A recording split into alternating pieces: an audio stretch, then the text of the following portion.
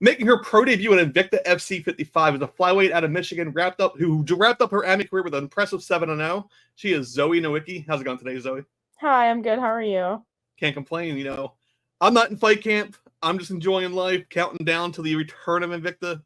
Mm-hmm. Start there. Pretty much, end of last year, we get a video. It's you and Fallon Johnson sitting next to each other and announcing Mm-hmm. you two have signed with Invicta.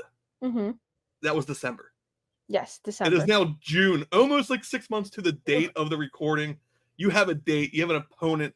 How has things been just kind of like waiting? Honestly, like kind of rough. I came off of December on a really high win. I won the World Championships in Gamma in Bangkok, Thailand, and that was amazing. It was definitely time for a break after that because I kind of jumped right from something in October to a big event in December. So it was definitely time for a break, and I really enjoyed that break. And then things started kind of being like really slow, and I was like, what's going on? And I went through just a lot of like mental health things. I think also unrelated to fighting. I think fighting and being like not having something to look forward to didn't help that, but I sure had a lot of mental health struggles. So honestly, it was pretty hard for a while, just like figuring out, how to take a break, because ever since I had started MMA, it had been pretty like consistent fights, consistent fights, consistent. So we were like, when is Invicta going to announce? Like, when are all these things going to happen? And, we were assured it was coming. So that was good. And we have trusted people at Invicta, but it was still hard, like, not knowing. So yeah. And I know from like the fan side and, you know, media, whatever you want to call me, I just call myself an interviewer. I don't really call myself a media journalist, but I dug around too. And like, I was always told, like, hey, it's coming back.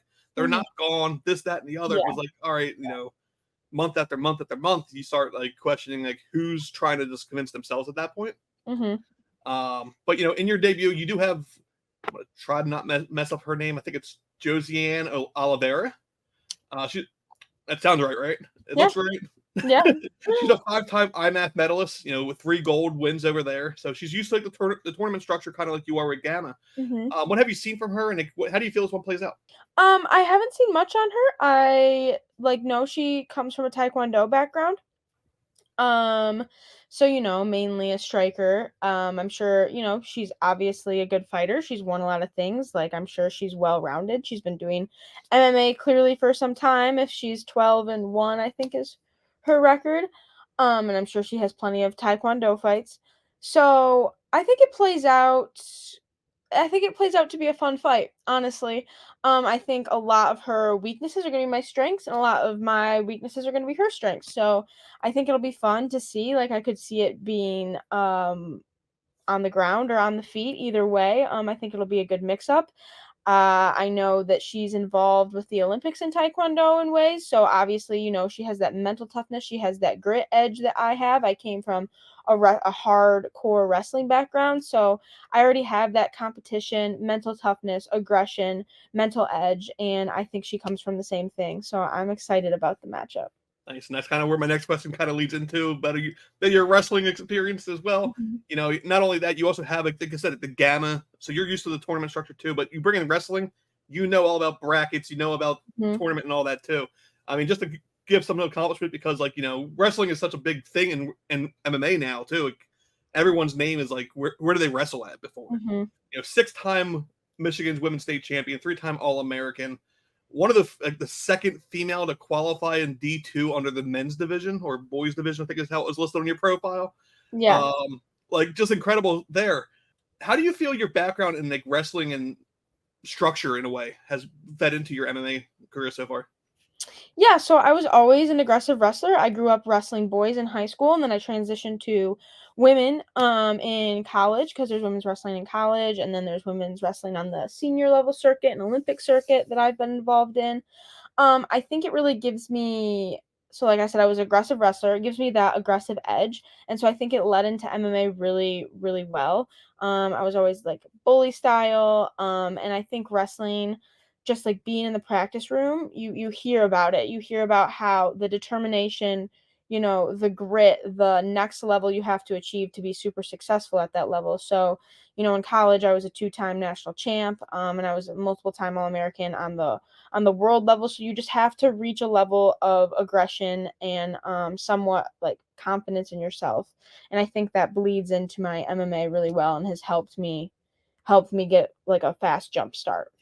And then just kind of stay on the wrestling topic as well. I have friends who have competed at D1, D2, Mm-hmm. who now have great MMA careers as well. Mm-hmm. Then you also have the ones who came in with that same high level, who are getting out wrestled in MMA because of the difference of collegiate wrestling versus MMA wrestling. Mm-hmm. Have you noticed a change there in your experience so far, or is it pretty much like you just transition in 1-to-1? Sure, yeah. MMA wrestling, I would say, is definitely more basic, I think it's the same with any martial art, like if you're a boxer, there's nuances in boxing that aren't helpful for MMA, So, I think MMA is evolving into a whole different sport completely. Like no one is coming from just one background a lot of the time anymore. They're coming from MMA. So, yeah, there's definitely a lot of differences there. But I've been a basic wrestler like my whole life. Like I stick to the basics and I do the basics well. And I think that is what helps me be successful in my MMA wrestling as well. Awesome. And then, on the card as well, I kind of hinted at her in the intro a little bit. You do have, right before your fight, you have Fallon opening the card. Mm-hmm. On her interview, I reversed it. I think I had you opening it, and she made sure to make sure that I knew she was opening it. You were after. Yes. Prior, you've cornered her, she's cornered you. Are you Yes. cornering each other for this one, or is it kind of like because you're both fighting back to back? I doubt it. We'll just be doing our own thing. We're really close friends and training partners. So whatever happens, win or lose, will be very emotional for us. So I'm sure that, we'll have one of our corner men like backstage with us, helping us through our process so we can get the job done on both ends and celebrate each other afterwards. So I had to ask that because when you talking to you as we were scheduling this, you kind of hinted it as well that you're a bit of an overachiever in a way. You have the debut on the 28th, and then a week later, you're going for the Gamma Pan Am Championship, which you won last year. Yes. You bring out the banner, and it's you front and center, hands up in the air, victorious. Yeah. So I wanted to make sure if you were going to do corner abilities too before you made your pro debut, which I guess you'd have to do it in your gloves because you should be wrapped.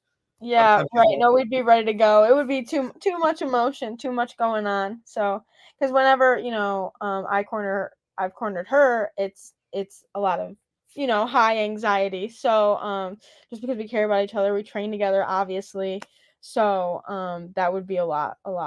Yeah. And then about the Gamma Pan Ams, I mentioned you won it last year. How have you been able to separate kind of the two events back to back, especially since they're under different rule sets? Gamma Pro Am, you will be a pro fighter, but it'll be still under the Gamma Amateur rule set again. How does that kind of how do you have the separator there? Well, I competed in Michigan last June, and Michigan's rules for amateurs are pretty much the same as pro if both coaches agree upon it. So really the only difference for Gamma is it's not 5 minutes, it's 3.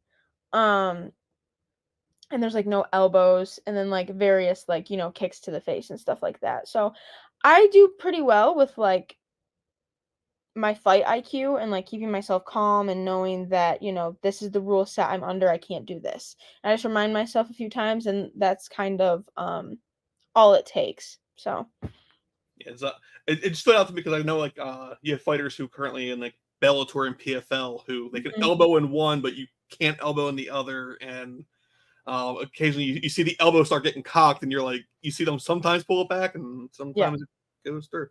But looking ahead, you win your pro debut on the 28th. You win the Pro Am the week later. Invicta has the schedule for the rest of the year. Like, what are your plans if you could write it for the rest of the year? I haven't really looked ahead for the rest of the year. I know I definitely am gonna want a break after doing the back-to-back because I have to fight potentially 3 times and make weight 3 times in Argentina. So it could definitely be a lot. So I kind of want some of a break there just to reset my mind and kind of plan ahead for the future, but I'm hoping again in September-ish would be great. I want to get my career going. I want, to get my name out there. I'm excited about this journey, and I don't want to overly rush anything, but I also don't want to drag my feet either. I want to enjoy what I have because I just love the sport. Awesome. Just about 2 weeks away until you make the walk. I like to, kind of pass the mic to you guys near the end because this interview isn't about me. Like, no one cares about this side of the screen. It's all about you. And outside of your training camp, too, you have, your sponsors and supporters as well that kind of like keep you going in a way. You can do the rest recovery and everything else you need, but there's always that support that kind of means a lot too. I'd like to pass the mic to you to kind of give the shout outs to them, and then we'll wrap it up after. Mike's all yours. Yeah, so I have such a long list of people I could thank. So I'm sure I'm gonna leave somebody out. But I would definitely like to thank my parents. They helped me so much immensely, and they believe in me in this journey, and my mom helps me a lot, like with getting my banner together and getting my sponsorship things together and just supporting me and listening to me, have my breakdowns. And I want to thank my coaches for doing the same. I'm very close with my coaches and feel I can trust them with my physical training and my mental training, and that's huge and has driven my success. So all the coaches at Scorpion Fighting System mean the world to me and my training partners. I want to thank Iron Horse Performance for upping my strength and conditioning. Andrew Estrada, he's been an amazing strength and conditioning coach. And Midwest Massage for getting my recovery right. I've always been so bad about recovery, and this camp really has changed that, and I felt worlds better, been able to train harder, longer, etc. I've really taken my recovery very seriously. And then I have a bunch of other sponsors like Lifetime Chiropractic, Circle H Stables, Master Perez Taekwondo. Just the list goes on and on of all the supporters that I have, and I'm really, really thankful for them. Fantastic. And, all the hard work comes to fruition in 2 weeks, June 28th, CBS Sportsnet. We finally actually have a distribution deal as well, too. We know where we're watching you guys.